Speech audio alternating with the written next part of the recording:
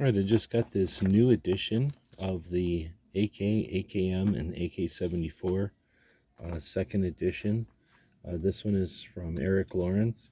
The first edition was from quite a while ago when he had Blackheart International, and they did the first edition of this book.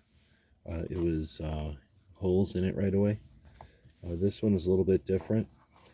Since that first book, he's also paired up with, or partnered up with, Mike Pannone, and they put out this spiral smaller edition.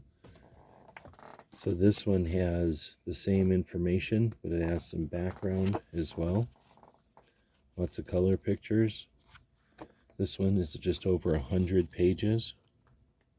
Soft cover, color photos, and it's one of a whole bunch of both NATO and Soviet issues. You can get these deluxe in-depth manuals for all those different lines. Hope this helps.